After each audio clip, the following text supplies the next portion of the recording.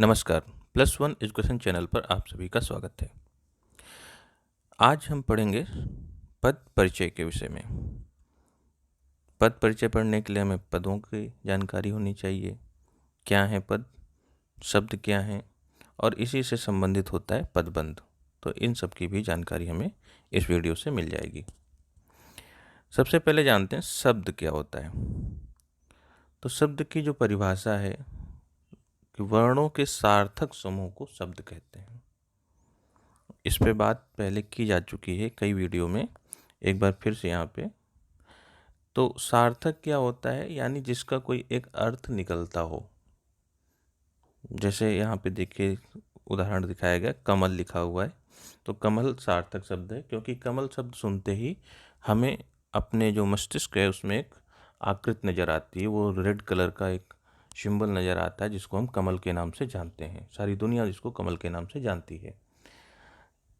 अगर इसी शब्द में से हम शब्द जो इसके वर्ण हैं उनको उलट पलट दें, देखिए जैसे नीचे किया गया है, वर्ण वही हैं लेकिन इनका क्रम चेंज कर दिया गया है। ये म क ल हो गया। तो हम मकल जब शब्द बोलते हैं तो ये निरर्थक शब्द है, क्योंकि इसको मकल बोलने से हमारे मस्तिष्क में कोई भी आकृति नज़र नहीं आती। किसके बारे में हम बात कर रहे हैं, एक क्वेश्चन मार्क रहेगा, इसलिए ये निरर्थक शब्द है। तो सार्थक शब्दों का ही प्रयोग किया जाता है, उसी को हम शब्द कहते हैं। पद, क्या पद कुछ अलग होते हैं, इसके बारे में देख लेते हैं। तो वाक्यों में प्रयुक्त शब्द ही पद कहलाता है। यानी अगर हम कहें कि शब्द ही पद है, शब्द इक्वल टू पद, तो गलत नहीं है। लेकिन फिर अलग अलग क्यों रखा गया, उसमें फर्क है। प्रयोग करने के आधार में फर्क बन जाता है। जैसे देखिए यहाँ पे लिखा है कमल राष्ट्रीय पुष्प है। तो कमल शब्द है जब वो स्वतंत्र रहे, लेकिन यहाँ पे पूरे वाक्य में आया है तब हम इसको कहेंगे ये पद है। यही परिभाषा कहती है, वाक्य में प्रयुक्त शब्द ही पद कहलाता है। यानी कमल, अगर सिर्फ कमल लिखा हुआ है, कोई वाक्य नहीं बन रहा है वहाँ पे, तो हम कहेंगे वो शब्द है। लेकिन अगर वही कमल वाक्य में प्रयुक्त हो जाए, वाक्य में उसका प्रयोग हो रहा हो, तो उस वहाँ पे हम उसको पद कहते हैं। अब पद परिचय क्या है। तो पदों का विश्लेषण करना, यानी पद का जो है व्याकरणिक परिचय दिया जाए, वही पद परिचय कहलाता है। व्याकरणिक परिचय क्या होता है, तो इसको समझ लेते हैं। वाक्य में प्रयुक्त होने वाले शब्द, संज्ञा, सर्वनाम, विशेषण, क्रिया, क्रिया विशेषण, संबंध बोधक, समुच्चय बोधक, अवयवों में से कोई न कोई तो होते हैं। इन्हीं की पहचान हमको बतानी होती है। इसी को हम कहते हैं पद परिचय, या जो अच्छे शब्द हैं, साहित्यिक शब्द हैं, उसमें हम कहेंगे व्याकरणिक परिचय। इसी को हम पदों का विश्लेषण भी कहते हैं। तो कैसे किया जाता है, कैसे दिया जाता है परिचय, इसके आधार हैं कुछ, उनको देख लेते हैं। जैसे संज्ञा एवं सर्वनाम का परिचय, अगर वाक्य है वहाँ पे एक सेंटेंस लिखा होगा, अंडरलाइन होगा वो, और वो पूछा जाएगा कि ये क्या है, इसका पद परिचय दीजिए। तो हमको ढूंढना होगा कि वो संज्ञा है, सर्वनाम है, क्रिया है, विशेषण है, क्रिया विशेषण है, निपात है, क्या है, उसकी पहचान करके हमको लिखनी है। तो कैसे लिखेंगे उसकी पहचान, उसके लिए हमें क्या क्या बताना है। हमें लिंग के बारे में बताना है, वचन, पुरुष, कारक, प्रकार, दूसरे पद के साथ उसका संबंध क्या है। तो ये आसान होते हैं समझ पाना, कोई मुश्किल काम नहीं है। अगर संज्ञा सर्वनाम के बारे में हमें मालूम है तो आसानी से हम पहचान लेते हैं। जिनको डाउट हो वो चैनल पे जाके इसके पूरे के पूरे वीडियो बने हुए हैं, वो देख सकते हैं। फिलहाल एक एग्जाम्पल हम लोग लेते हैं यहाँ पे। जैसे लिखा है ईमानदारी बहुत दुर्लभ वस्तु है। तो ईमानदारी यहाँ पे हम अंडरलाइन कर लेंगे, और ये पूछा जाएगा कि ईमानदारी क्या है, इसका पद परिचय दीजिए। तो ईमानदारी एक भाव निकल के आ रहा है, और यहाँ पे वो संज्ञा की तरीके से प्रयोग हो रहा है, तो हम कहते हैं कि भाववाचक संज्ञा है। अब इसमें लिंग के बारे में हम बात करेंगे। इसका लिंग क्या होगा? ईमानदारी का तो हो जाएगी स्त्रीलिंग। कितने हैं? एक है तो हो जाएगा एक वचन। ठीक है, कर्ता के लिए प्रयोग हो रहा है तो कर्ता कारक है। इस तरीके से हम इसका पद परिचय दे देंगे। सर्वनाम में भी पद परिचय दिया जाता है, आसान होता है। ठीक है, लेकिन कुछ एक्सेप्शन केस हो जाते हैं जिनमें गौर करने के लिए विशेष ध्यान देने की ज़रूरत पड़ती है। जैसे उसका एग्जाम्पल हमने लिख दिया क्योंकि ये आवश्यक था लिखना, बाकी तो आसान होते हैं। नीचे देखिए लिखा है, एक जैसे ही सेंटेंस, एक जैसा भाव उनमें निकल के आता है, लेकिन प्रयोग का जो शब्दों का विन्यास है अगर वो चेंज कर दिया जाए तो उसमें अर्थ बदल जाता है। यह मेरा कलम है, यहाँ पे यह को अंडरलाइन किया गया है, तो यह क्या है? आसानी से हम बता देंगे कि यह सर्वनाम है। लेकिन नीचे एग्जाम्पल में फिर दोबारा देखिए, यह कलम मेरा है।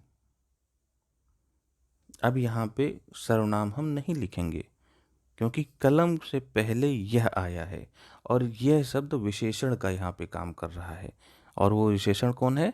सार्वनामिक विशेषण है। तो ये बहुत बारीकी से कभी कभी देखने की ज़रूरत होती है कुछ सेंटेंस, वहाँ पे इस तरह से काम बन जाता है। फिर विशेषण, तो विशेषण में क्या बताएंगे? विशेषण का भेद बचाएंगे, लिंग, वचन और विशेष्य के बारे में बात करेंगे। जैसे उदाहरण से समझिए, मैं उस पवित्र ज्योति की याद में शुद्धानत हूँ, तो पवित्र शब्द को अंडरलाइन कर दिया गया, वो ज्योति की विशेषता बता रहा है, फ्लेम जो है उसकी विशेषता बता रहा है। क्रिया, तो क्रिया के दो भेद, आप कर्म के आधार पर क्रिया के भेद अगर कहे जाएँ तो दो भेद होते हैं, सकर्मक और अकर्मक। उसी आधार पे हमको बता देना होता है कि उसमें कौन सा काल है, लिंग, वचन, पुरुष, वाच्य, 3 वाच्य होते हैं, ये मैं पढ़ा चुका हूँ पहले ही। क्रिया का कर्ता क्या है? जैसे एग्जाम्पल में देखिए, घोड़ा तेज भागता है, तो जो भागना है वहाँ पे क्रिया है। अब इसका किस काल में भाग रहा है? वो था, गा या है, तो तीनों काल होते हैं, भूतकाल, वर्तमान और भविष्य, इसमें से हम बता देंगे। क्रिया विशेषण, जो क्रिया की विशेषता बतलाते हैं वो क्रिया विशेषण कहलाते हैं। इसके भेद बता देना है। जैसे लिखा है, घोड़ा तेज भागता है, तो भागने की विशेषता तेज भागना है, तेज यहाँ पे क्या? क्रिया विशेषण हो जाएगा। संबंध बोधक, उदाहरण में देखिए जहाँ पे संबंध पता चल रहा हो, जैसे बालक चांद की ओर देख रहा है, तो की ओर जो है वो संबंध स्थापित हो रहा है, बता दिया गया आसानी से। कंजक्शन या समुच्चय बोधक, माता और पिता, और शब्द से माता और पिता को यहाँ पे जोड़ा जा रहा है। यदि मैं दौड़कर जाता तो उसे बचा लेता, देखिए दो समुच्चय यहाँ पे प्रयोग किए, यदि तो। विस्माद बोधक, हर्ष, शोक, घृणा, भय, विस्मय जहाँ पे हमको मिल जाते हैं, पहचानना आसान होता है, वहाँ पे विस्माद बोधक होता है। तो इसके और भी उदाहरण कुछ बन जाएंगे, इसमें से एक बार देख लेते हैं। जैसे घोड़ा बहुत तेज दौड़ रहा था, अब तेज को देखिए अंडरलाइन किया गया और यही पूछेगा कि इसका पद परिचय दीजिए तेज का। तो तेज क्या है? क्रिया विशेषण है, रीतिवाचक क्रिया विशेषण है, बता देंगे। दूसरा है, बीरबल अकबर के नवरत्नों में से एक थे, तो अकबर को अंडरलाइन कर दिया गया और साथ में देखिए के भी अंडरलाइन है, तो अकबर एक व्यक्ति है और कहेंगे व्यक्तिवाचक, वो संज्ञा है, पुल्लिंग है, एक वचन है, और के शब्द जो है वो संबंध कारक है। वे आगरा जा चुके हैं, वैसे तुरंत पहचान लिया कि ये सर्वनाम है। अब सर्वनाम में भी कौन है? तो पुरुषवाचक सर्वनाम है, अन्य पुरुष है, पुल्लिंग है, बहुवचन है। वह स्कूल का सबसे योग्य छात्र है, योग्य को अंडरलाइन करके पूछा जा रहा है, तो योग्य उसकी गुणवाचक विशेषता के बारे में बता रहा है, पुल्लिंग है, एक वचन है, और इसका जो विशेषण अगर योग्य है तो विशेष्य कौन हो जाएगा? छात्र हो जाएगा। मुझे एक कलम चाहिए, एक यहाँ पे संख्यावाचक विशेषण हो जाएगा, एक वचन है और ये कलम का विशेषता बता रहा है, तो कलम यहाँ पे क्या हो जाएगी? विशेष हो जाएगा। फिर है, छात्र पत्र लिख रहा है, इसमें से पूरा पूछ लिया गया। छात्र जातिवाचक संज्ञा है, पुल्लिंग है, एक वचन है, पत्र भी जातिवाचक है, संज्ञा है, पुल्लिंग है, एक वचन है और कर्म कारक है। छात्र की बात करें तो कर्ता कारक हो जाएगा। फिर लिख रहा है, अब देखिए वहाँ कर्म मिल गया था तो हम कहेंगे सकर्मक क्रिया है, एक वचन है, पुल्लिंग है और ये कृतवाच्य है। तो ये हमारा पद परिचय देने का तरीका है, नियम है। इसके अलावा पदबंध, इसमें भी कोई घबराने की बात नहीं है, बहुत आसान है। बांधने शब्द से, जो बंध शब्द है वो जोड़ने से जुड़ा है, बांधने से जुड़ा है, फेज है। जैसे जब एक से अधिक पद मिलकर एक व्याकरणिक इकाई का काम करते हैं तब उस बंधी हुई इकाई को पदबंध कहते हैं। परिभाषा से नहीं, एग्जाम्पल से जरा समझने की कोशिश करते हैं। जैसे यहाँ पे ये चारों एग्जाम्पल लिख दिए गए हैं और इसी पे गौर करना है। पहला जो लिखा है, हनुमान लंका गए, आपके दिमाग में एक इमेज आएगी, आप देखिएगा वो बदलेगी कि नहीं बदलेगी आगे। फिर हमने कहा पवन पुत्र हनुमान गए, पुरानी इमेज ही सेम रही होगी या बदल जाएगी।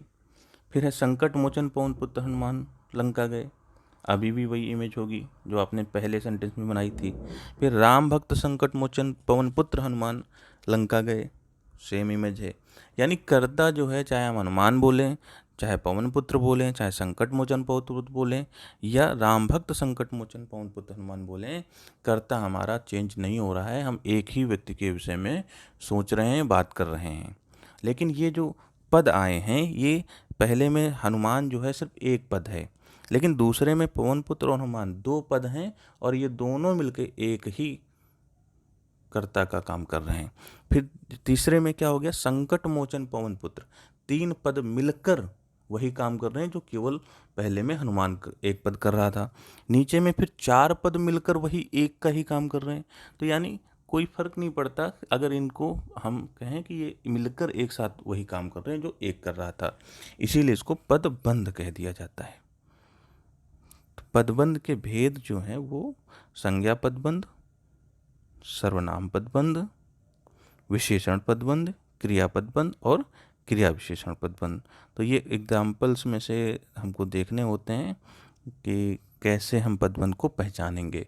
यानी वो जो पदों से बंधा हुआ एक उपवाक्य है, वहाँ पे कौन सा भेद है, ये पहचान करके हमको बताना होगा।